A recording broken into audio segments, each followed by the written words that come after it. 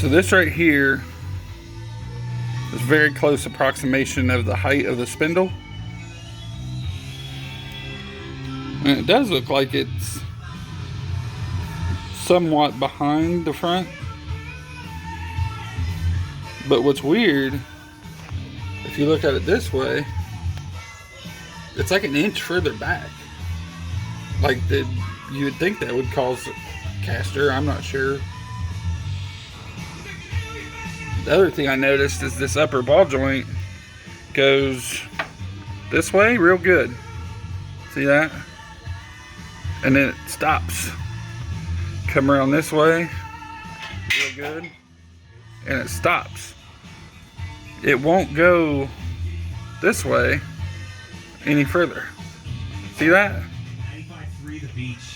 That's as far as it goes backwards. So I kind of wondered if these ball joints are the problem, because when the suspension goes downward, this gets more severe.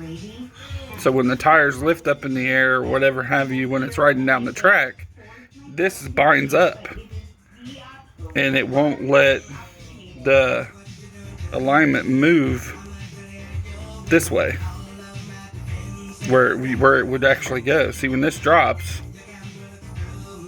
now I'm in a forward position this way, so it's actually moving the spindle that way instead of this actually moving and keeping it in line.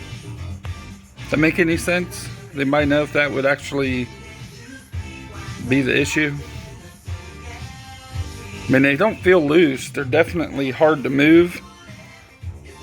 And this one's like full range of motion, see?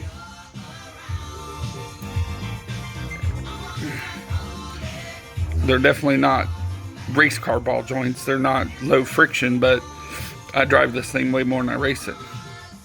But isn't that weird that this don't allow it to go back? Like, the suspension would have to be at this kind of the height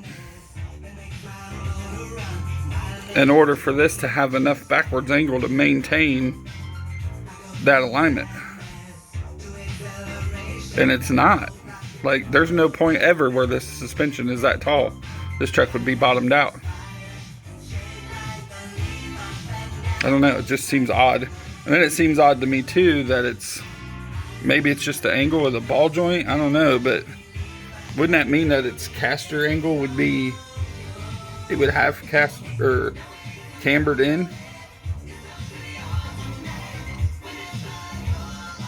I know the spindle dictates how it sits, but it just seems weird to me that this one doesn't go back at all. But it would allow it to go forward. Like, it's almost backwards. Like this one was meant to be on that side, like it was a right or a left. Maybe that might have done it, because I know it's never going to go more forward than that, but it damn sure ought to be able to move this way. So I wonder if I put these on backwards somehow, not knowing they were a right and a left. I always thought they were just uppers and lowers. Anybody know? That definitely don't seem right.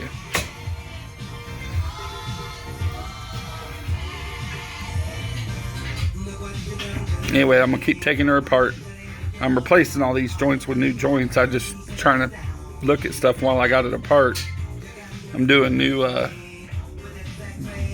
braided hoses too, because these old brake lines are bad. They've lived their life. That's what springs I run. 650 pound per inch, and that barely supports the front of this truck. It's heavy. All right.